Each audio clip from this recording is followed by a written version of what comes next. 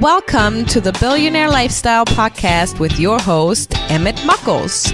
Please visit iTunes, Stitcher, or emmettmuckles.com to listen to all the episodes for free.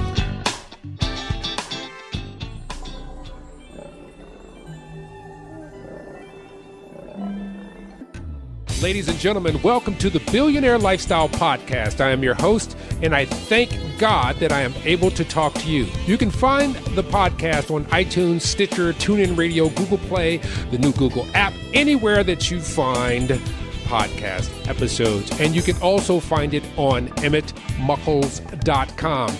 Today, my guest, divine intervention, people, is Dr. Kaz Ingram. How are you, sir?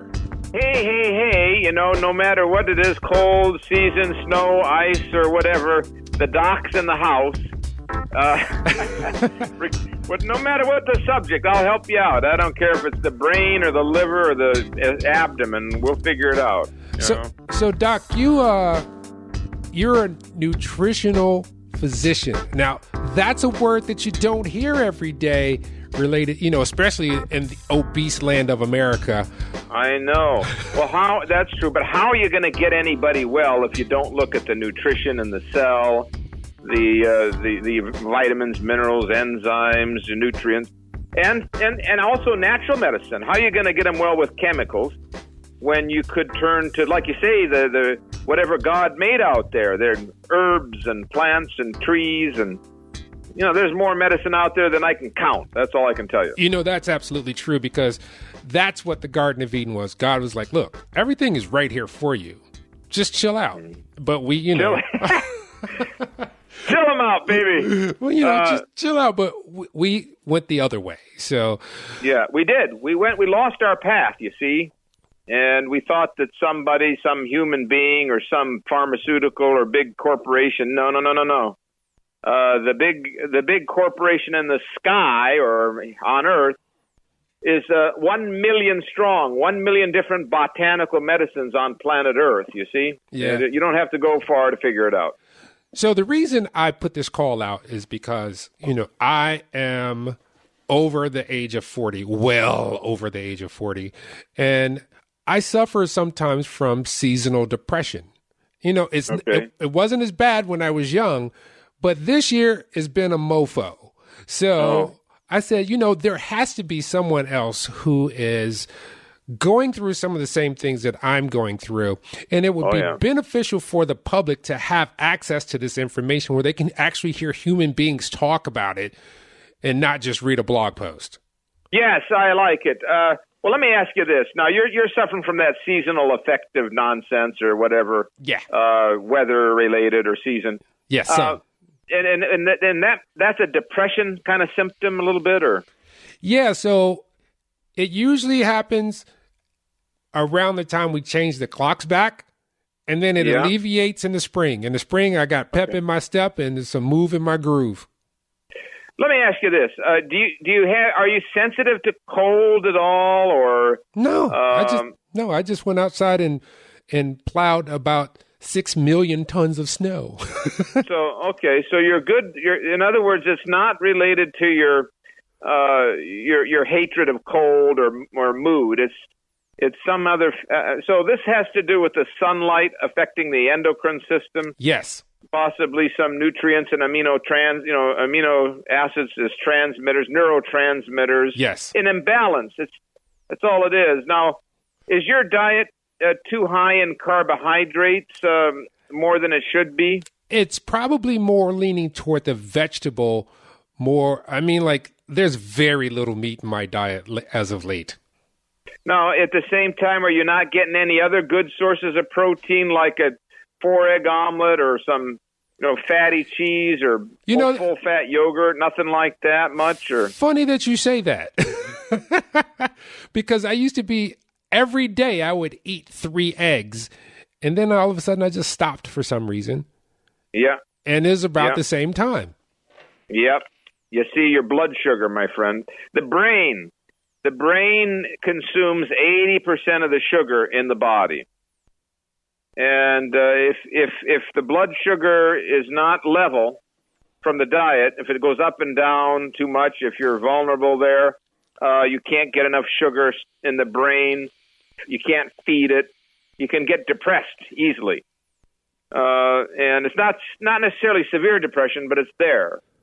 So you could, before we get into supplements, because we can deal with the endocannabinoid system. That's very interesting. If we fix that, doesn't matter what you eat. You can pretty much kill the depression. But, doesn't matter. You don't want to eat a bunch of junk. Right. But the first thing I would do, I think your blood sugar's not right.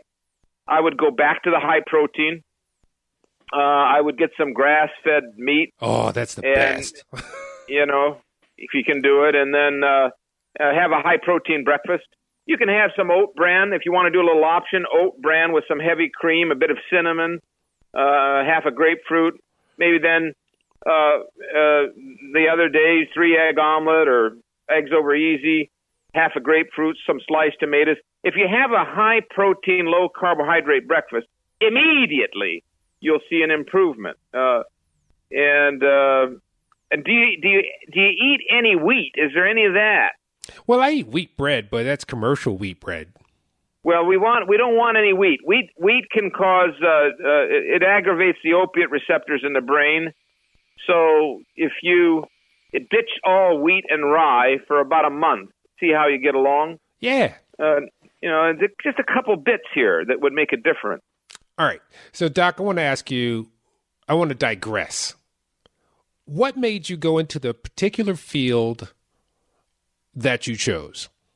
Because you can't get anybody. I'm an osteopathic physician. I should be a principal doctor. My original Dr. Andrew Still, back in 1880, who started our schools, said, don't use poison. Don't poison people. Help their immune system. Help their circulation. Help their lymphatics. Help their digestion. I don't want to poison anybody. I already did that for the first year of my practice. I don't want it anymore. I want to help people get well. It's about getting people well and feeling better and not making them worse with pharmaceutical agents and vaccines until they turn purple. So, I was trained medical, okay? Yeah. I became a general practitioner, but I just opted out. I don't use pharmaceuticals ever. So that's kind of rare. So what was the turning point for you? Did you see something and you were like, this is crap. I need to go. I say that a God Almighty in his holy books, the Bible, the Quran, the Gospels, whatever.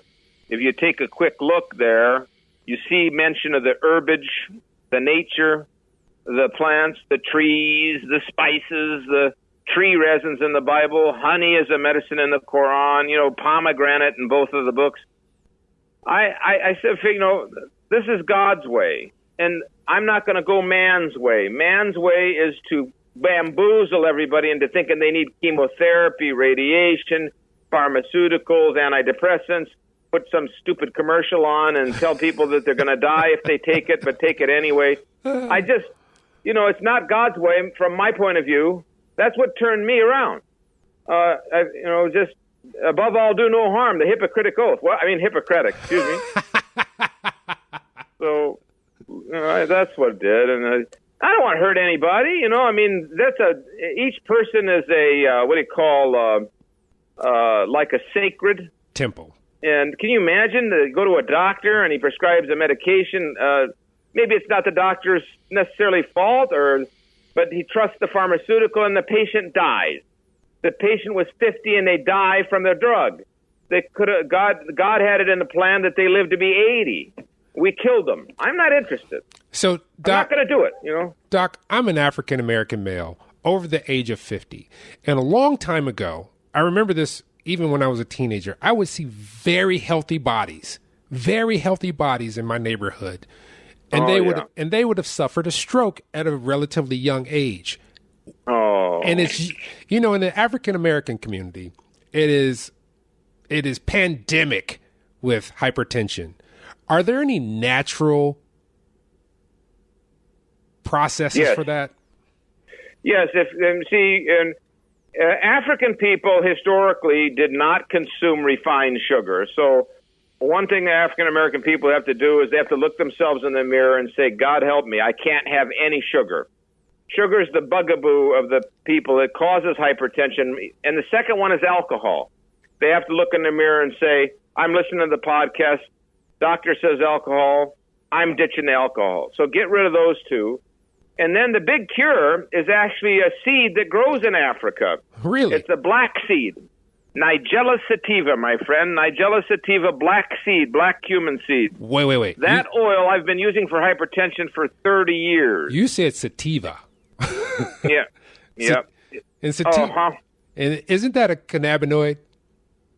Yes, it is. It's a sativa. That's another one that's good for hypertension is the cannabinoid extract. But the first one would be the black seed. And, you could go to AmericanWildFoods.com and you could see the 12-ounce and 8-ounce black seed oil of black seed there. You could view it at AmericanWildFoods.com. And that bottle, if you were to take, let's say an African-American listening has hypertension and nothing's working. If you took 4 tablespoons a day, your heart rate would come down and your blood pressure would come down. Now, it's true that cannabis has this effect. And it's not quite as good as black seed, but the two together would be interesting. So you could look at maybe extract of hemp, cannabis. Another one that's really good is, and these are supplements. The supplement's going to be more powerful than food for hypertension because you're dealing with a very serious condition that won't budge. This is crazy, but in Persia, for the last 400 years, they take the grapes, which you could probably do if you had a natural area for the listeners. You take the grapes that grow in the natural, and before they turn purple or red, they take them green, they dry them on the roof, they powder them, and it's known as red sour grape or resvitol. And if you take a tablespoon a day, it always lowers the blood pressure. Case history, I had 6 hypertensives I did a clinical trial on. They had high cholesterol, high triglycerides, high blood pressure. We just gave them this resvitol, red sour grape, in a capsule. I like the powder, to get a bigger dose. 6 capsules a day. 6 months later, the cholesterol, the blood pressure, the triglycerides all plummeted into a normal range. And that's interesting because nobody would think that grapes are a medicine. Yeah, that's true. But it's, obviously these are the grapes that have the seeds. So either the wild grapes or the ones coming from the Mediterranean that they didn't hybridize to so-called table grapes won't probably do it. So what happens is this grape medicine makes the arteries more elastic. And then the blood pressure can't go up so much, The arteries are rubbery, as they should be, instead of stiff. So I live in Indiana, which I call the Bible Belt of the North. Oh, yes. And recently, within the last year, I began to see proliferations of CBD oil. Yeah. Which blew me away because this place is so conservative. I mean, if they can come into the market in a conservative state like this, they must have great benefits. So what are some of those benefits, and how can you tell the good from the bad? To be honest with you, CBD is great, but it's a little bit of a fad. The real use of marijuana or cannabis, no one knows except me. I've got 3 books on it. One's done, The Cannabis Cure, and I'm publishing 2 other ones. The real thing is raw resin. The Arabians in the 11th century talked how if you chew on a little raw resin or chew on a few leaves, raw, not CBD, I'll tell you the difference, it could turn a stupid person into an intellectual dynamo. That was one of their parables. And that if you want to live long and stave off life, chew on a bit of cannabis resin. So they were eating it raw. They were eating it. They weren't smoking it, okay? Okay. So that kind of goes along with CBD because it's drops and capsules. Right. But here's the deal. To make CBD, you have to use solvents, acetone, isopropyl alcohol, hexane, or heavy heat. And so it really weakens the raw resin. And it's not traditional. And then they raise the CBD up real high. And here's what we know. It's okay, it's good, you'll feel something, but it shuts off the receptors. This is the endocannabinoid system. I'm trying to get people to wake up and go back to the traditional use, not to shut off the receptors. Then you need more and more dose, and you don't get the big benefit. When you take the crude extract, this never happens. The receptors handle it just fine. You take it in a naturalistic dose, and you get the benefit of mood alteration, antidepressant, opiate addiction help, marijuana help, alcohol help, pain and inflammation, glaucoma, MS, neurological, epilepsy, autism. You get help in 50 illnesses. So you have to explain this a little bit more. When you say in its raw or form or its extract, how is that different than how could someone? Yeah, how can somebody come by that? How can someone obtain that? Okay, you got to know this. CBD is a billion. It's big money. So what the industry is doing is it's extracting and heating and adulterating to raise the CBD. So all CBDs are like that, no exception. They're all using some kind of solvents.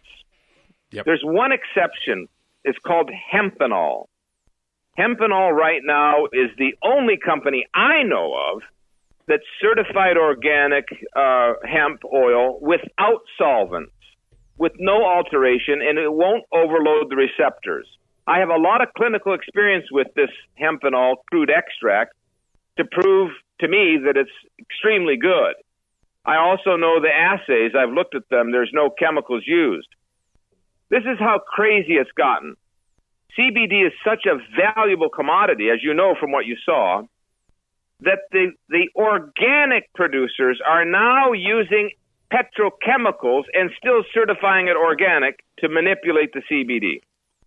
It's all about money. So CBD is only going to get you so far. Right now, we have to rely on hempenol. They're a great company, the same company that made oil of oregano, Oreganol P73, and they do have certified organic, no chemical cannabis resin. When we use this hempenol versus CBD clinically, when I took my first dose of CBD when I was writing the book, because I wanted to recommend what I could recommend, I got stoned. I couldn't get out of my chair. Of course, I've never smoked pot. So it overloaded my receptors. I told him, throw me a bottle of oil of oregano. So I got a bottle of oil of oregano, and I squirted that in my mouth, and I popped out. So I contacted one of the big companies. I said, if I'm going to write my book, I need a product to recommend. Will you do the crude extract? They said they would. And so they made one with the oregano oil and one without. And this is what I've seen with it. The one with the oregano oil, so it's hemp or cannabis with oregano oil, is more powerful for pain and inflammation than just CBD alone.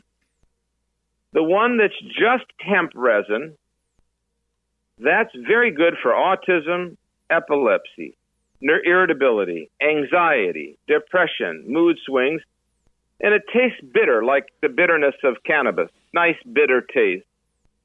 So, unfortunately, this is the only company that's doing it right and that won't compromise and use solvent-extracted material. I don't want you wasting your money. If you buy CBD, it's a bit of a waste right now.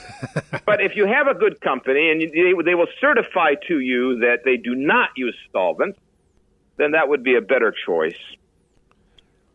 What about with people who take hempenol, and does it show up in the bloodstream as marijuana or someone who is using marijuana for drug tests? Yes. Any CBD, any hempenol could be a problem if you get a false positive. There's still tiny amounts, micro amounts of THC, micro, and if the test is sensitive enough, you could test positive. It hasn't happened very often, but it can happen. So obviously for a cop, a nurse, one would have to get approval to take it before taking it, I think. I don't want them to risk anything. So what about sleep? A lot of Americans are sleep deprived. Yes, that's a terrible problem. How do you think I wrote 30 books in 20 years? So I'm a miserable insomniac. And I've got a new life now where I can wake up at 5 or 6 in the morning refreshed because I'm taking this stuff. It's this sort of CBD or hempenol. In other words, it's the cannabinoid, feeding that endocannabinoid system. So I now can sleep.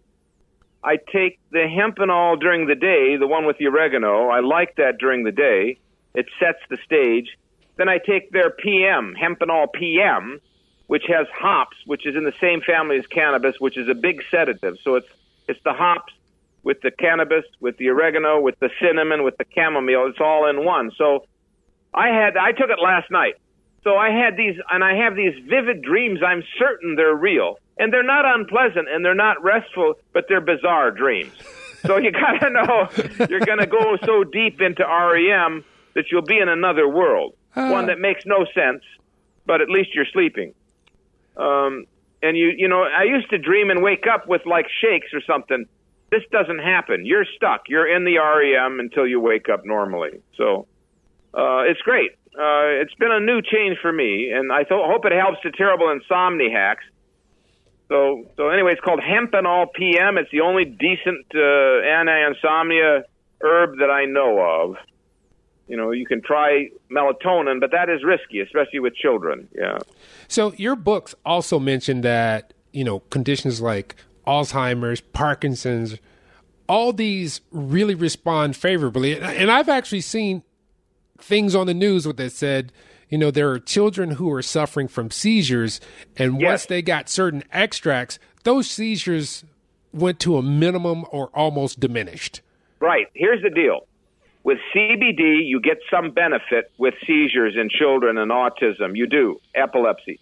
With the crude extract, you eradicate the condition. That's the difference. We had a kid that had seizures for 6 years, a 7-year-old. Constant seizures. Petit mal. Obliterated in 72 hours with hempenol CF, even the one without the oregano. Hempenol CF, calm and focus. Toast, no more. He doesn't even need to take it anymore. So I'm going to try to move. You can tell I'm going to try to move the hemp industry back to its origins, which is raw, unprocessed, no solvents. Why would you want to? For the last 10,000 years of humankind, they never soaked hashish or cannabis in alcohol or in hexane of all things, or isopropyl alcohol. You ruin it. And I'm glad we're talking because this just happened. I helped a company sign a contract to purchase crude extract. And the industry is so crazy for the money that they quit doing the crude extract, and they're only doing the ones soaked in solvents. Is that because it's cheaper? No, you can make more money by pushing out everything else and raising the CBD and selling it to the highest bidder. You're pushing out 80, 90, 100 active ingredients so you can raise artificially the one that's the buzz.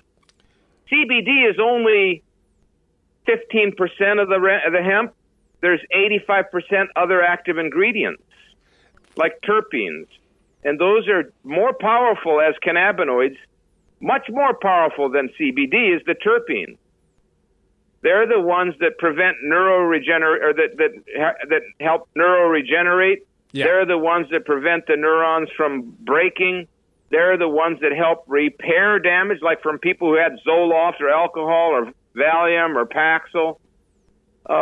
So yeah, it's a trend, it's a buzz, and that's okay because people are benefiting, but I'm sure many people will say, oh, yes, I've had to take increasing and higher and more expensive dosing. It's proven by the Israeli study, if you look it up. Galilee and Haines, they demonstrated that when you take isolated CBD, it kills the receptors. They shut down. And the effects for pain and inflammation fizzles. But then they contrasted it to a crude resin CO2 extract, and it did just fine with no negative effects. I hope the industry learns early that it's going in the wrong path. So with the CBD, no, I don't even want to ask that question. I want to talk about the plants themselves. So you have the hemp plant, which is a male plant, and correct me if I'm wrong, and you have the female plant, which is typically the get high. Okay, yes. Well, but it's two things. You have the male and female, but you have agricultural variety that you'd have to smoke a joint the size of a telephone pole and you still wouldn't feel anything. That's the one that CBD is made from, agriculture hemp. You take 50,000 pounds and you extract 5 or 10 pounds, whatever it is. You extract a small amount. That turns into a resin. That then is used to make CBD or the full spectrum. Now, the marijuana, even though it's all the same plant, is marijuana. It's different. It's not 20 feet tall. It's 3 feet tall. It's pot. You grow it in a pot. You grow it indoors.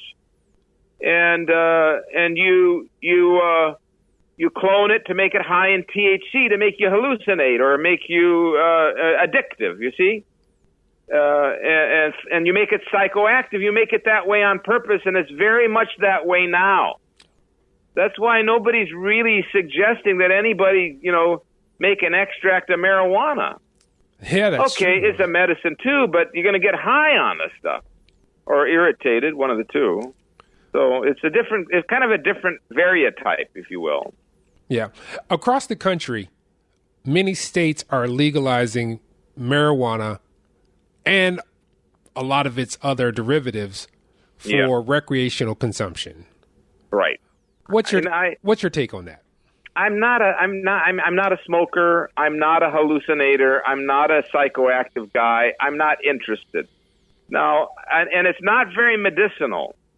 By the time you smoke it, you burn up 98% of the active ingredients. What for? And then you get carbon monoxide and nitrites and carbon dioxide, and it's not as poisonous as tobacco, but they some of them roll tobacco with the marijuana. Right. It's just more of the same.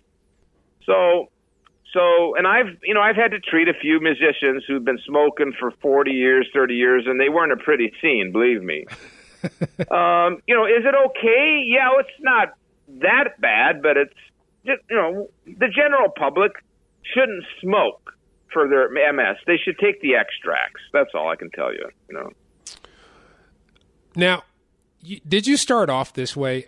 Early in your career, how did you come to these particular products? Was it through trial and error, or did someone lead the way and say, look, this is the stuff that God made for us? I think it was just that however, if you believe in God and you really deeply understand his nature, you cannot fathom his intelligence. And so since he is unfathomable to me, I looked at myself as a healing medicine guy. I said, if I want to help people, what if I just left it the way God made it? And maybe extracted it. You maybe have to use a bit of heat or maybe some vinegar or maybe some olive oil or something minimal, or maybe just extract it with a juicer. And if we just leave it that way, it will cure disease. That was my premise, and I'm the only one that came to that conclusion. And I have found it to be true. And I hope to maybe another time do a show with you about my own company. Actually, I never had a supplement company, but I'll just tell you a little story. I had a remarkable change. Even though I've done this for 30 years, I had a new revelation. I was in the wilderness, and it was the fall, and all that I could find was hawthorn berries and trees. So I took the gum from spruce trees and I extracted it without any heat. And I thought, oh, they always heat it. So I'm going to take it in a blender and this and that. I'm going to make a raw drops. And then I found some hawthorn berries because it's the fall. And I extracted them raw because I was having some chest pressure. Well, within 2 days, the hawthorn in a raw state eliminated the symptoms. But when I cooked it, I didn't notice a benefit. Huh. The spruce, when I made this extract from the gum from the tree, it totally revived me. Like, it gave me such power that I don't think I could, like, nothing could stop me, you know? So I'm flying to Houston after I do this show to do Fox News. Then I fly to Austin to do Fox on my other book, The Golden Root Miracle. Then I, come back and do some more seminars, and I'm just loaded. So I notice when I take it, I got to take it with me on my flight. Don't let me forget. If I take it at night, it helps me sleep, and then I wake up at 3 or 4 in the morning ready to go to work. What time do you go to bed? I used to go to bed at 11 or 12, but since I've been taking the spruce and the hempenol PM and the hempenol, I naturally get tired at 8:30 or 9. I never had that before, and I just, by 10 o'clock I go. Right. But my point is that now I'm extracting myself these things from nature.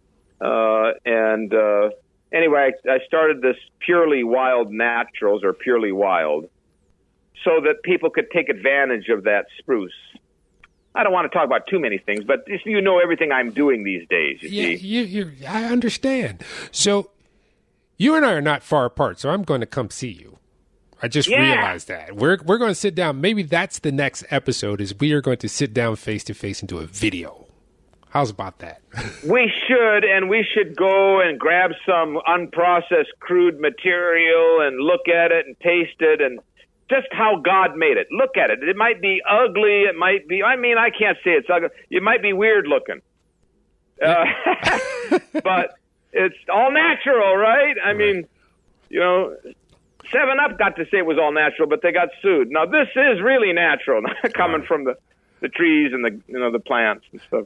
Now, before we were actually recording, we were talking about a revelation that I had. And I basically am a vegetarian, or 90% vegetarian. And I explained that I was going through some seasonal issues and this, that, and the other. And you were like, you need some meat. You're a dude. Yeah. So, and especially, man, if you're type O blood, type Oers really do need to have some flesh food. And they need those B vitamins, and they need those amino acids and that carnitine from meat. They need the protein. And you know what happens after about 6 months on a vegan diet is your body says, oh, you're going to just eat vegetables, I'll quit making acid. So you shut down on acid production. Now you can't digest the protein. Now you can't break out the B12. Now you can't get your amino acids. It's just not physiological. But some people choose to do it, and I understand that. I won't do it. All right. What I do to detox the meat part, I take the spruce. I take the oregano, hempenol with the oregano. I take the oregano oil and the juice, and that neutralizes that negative part in the meat, so that it doesn't cause you anything like colon or what have you, the big concerns everybody has. Yeah. So a lot of things that you're saying reminds me of things my great-grandmother and my grandmother would say. Well, they did turpentine back then. They did mustard plasters. They did sarsaparilla. They did all kind of stuff that, from the woods and they knew, but all that knowledge is lost. So I'm bringing that back with a fury. And of course, you didn't see anybody back in those days using butane gas to extract anything. So, I don't know what to tell people. They don't know. You got to do your research. I'd rather you not buy anything, but make a careful study, and then that way, if you're going to spend $50-$60, you buy something that's effective. You don't have to take it all the time. It gets like the hempenol. I just take it occasionally and during the day, I take the PM. I need that at night to knock myself out. I don't take it every night, and the oregano, that's another one, the wild oregano oil, where you take a few drops a day and maybe even every other day so that you don't get sick during the winter and you protect yourself. And, I haven't had a cold or a flu in 30 years, my friend. So that wild oregano, that's. And with all these fad diets that we have fad diets, we have obese people, we have keto diets, we have this, that, and the other. What should people eat? People, if you're type A, you go a little lighter on the meat, and type A plus or whatever. But pretty much everybody else should eat some grass-fed natural meat and some eggs and some cheese and some whole milk yogurt and berries and citrus to get the C and maybe oat bran. Maybe if you can handle the wheat, some Ezekiel bread, some grains here and there, some vegetables, some root vegetables, some green, lots of dark greens, a lot of leafy greens. That's food. What more do you want? Nuts and seeds are an accent. It's all the stuff that they put on the planet. Everything he put on the planet. Some people have allergies. You have to adjust for that. And then but everything he put, that every part of the trees are edible, some better than others. But in emergencies, the natives used to grind up the bark of trees just to survive. Wow. So there's lots to the planet Earth. All right. And I don't think we should be taking pharmaceuticals. And I would love it if our African-American community would dive into the black seed oil. All right. Here's the question. Here's the $1 million question. A lot of people are just ignorant on all the information that is flowing to them about food and diet. Where would someone begin if they're a total novice and they're just like, I just need to get right? They could start with my book, How to Eat Right and Live Longer, and Foods That Cure. They can go to CazIngram.com. Support the little guy, Support the little guy, CazIngram.com. I don't sell my books to Amazon.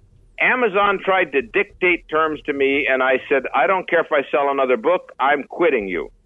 And so I don't care. So support the little guy, and you get free information on my videos, but how to eat right and live long, and also foods that heal, foods that cure, that'll get you there. If you want to get more sophisticated, you get into the cures in the cupboard, the cannabis cure and all that. But that's a good premise to start.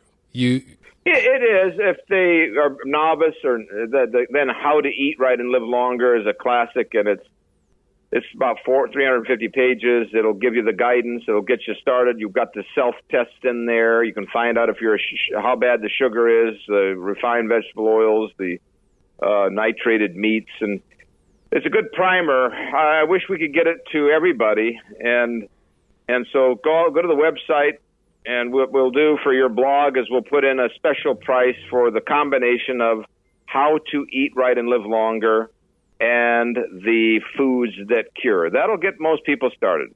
Awesome. Are you doing any webinars? Do you have a YouTube channel? How can people... I have a very busy YouTube channel, Cass Ingram YouTube, lots of videos, and my Facebook, Cass Ingram Facebook, lots of activity there, lots of videos. And listen, people, the big thing is you can help yourself get well. You're going to have to change your diet. You're going to have to ditch the sugar. You're going to have to dump the alcohol. You're going to dump the tobacco. It's more difficult. But start with that. Start with my diet, which allows you to eat everything. Go get a sack of potatoes, some butter. Go get some vegetables and root vegetables. Get some tomatoes. Get some greens. And find some decent meat. Get off the pig. Eat some eggs. You'll feel better within a week. Awesome. Yeah. Awesome. So how can we, with high fructose corn syrup being so proliferated in everything that we have, things that you don't even know, and there's high fructose corn syrup, how can we stay away from sugars? Well, it's very difficult unless we could get to the communities that suffer the most, which and teach them somehow to start reading labels. There are some populations in the United States that are so familiar with this that there's no way they would put it in their basket. But the average shopper is consuming tonnage of corn syrup, corn starch, and they're genetically engineered to make it worse. And they're carcinogens. And same is true with soy and soy protein isolate and modified corn starch or modified food starch. They're carcinogen soy, carcinogen corn. The GMOs cause early cancers. The colon cancer epidemic in 25-year-olds is because of GMOs. So it's a combination of how do you avoid the corn syrup, but also how do you avoid the GMOs? The only way is through education. I have a book called, what's my book called? The GMO's the Toxic Truth. I just published it. GMO's the Toxic Truth. I'll get you a copy. Let's make a strategy. But for now, you have to look at anything that comes from corn as poison, unless it's organic, and just not buy it. All right. You're getting hit twice, the syrup and the GMOs. Thank you so much. You bet. And how can people, if they're near Chicago, how can they find you?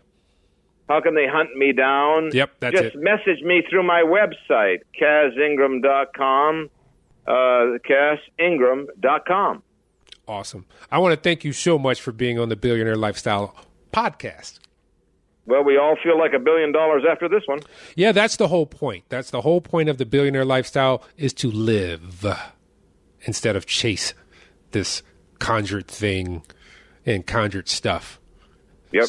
But There's no need for that. Right. Live it a day at a time, my friends. All right. Ladies and gentlemen, we're at the end, so you know what's coming. Remember this. You are a divine creature.